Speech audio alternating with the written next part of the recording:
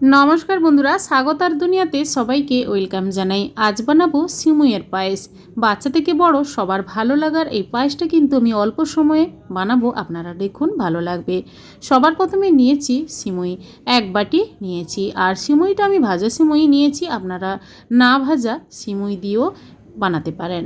কাজু কিশমিশ এক মুঠো করে নিয়েছি। আর দুধ আমি আগের থেকে ফুটিয়ে রেখেছি।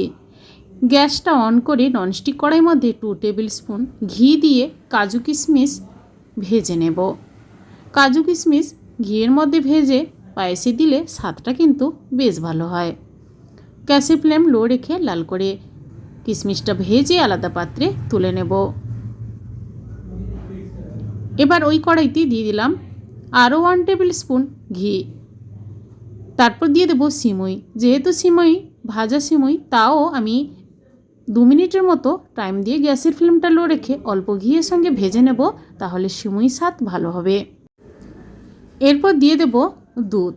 দুধটা আপনারা লিকুইড দুধ হলে আগের থেকে ফুটিয়ে তারপর দেবেন, স্বাদটা কিন্তু ভালো হবে। আর দুধ দেওয়ার পর গ্যাসের ফ্লেমটা হাই টু মিডিয়াম করে মিনিট 5 ফোটাবো। আস্তে আস্তে করে ফুটলে দেখবেন যে সিমুইগুলো বেশ নরম হয়ে আসছে। সিমুইয়ের পায়েসটার স্বাদ ভালো আসার জন্য আমি দিয়ে দেবো 2টো ছোটো এলাচ ফাটিয়ে দিয়ে দিলাম।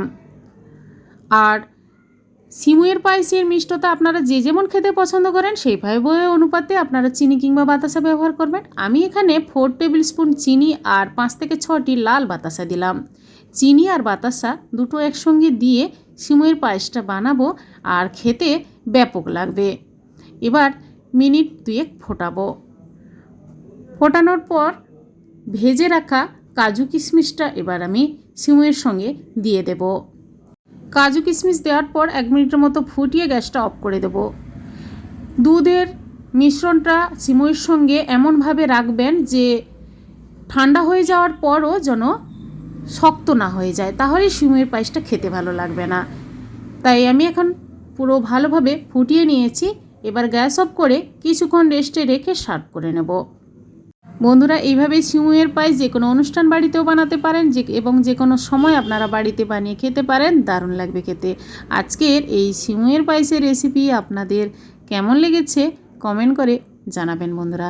লাইক করবেন আর আমার চ্যানেলটি বন্ধুরা সাবস্ক্রাইব করে নেবেন। পাশে থাকা বেল আইকন প্রেস করবেন। আমার চ্যানেলে যখন কোনো রেসিপি দেব আপনাদের কাছে নোটিফিকেশান খুব সহজে পৌঁছে যাবে। আজ এই পর্যন্ত, সবাই ভালো থাকুন, সুস্থ থাকুন, ধন্যবাদ।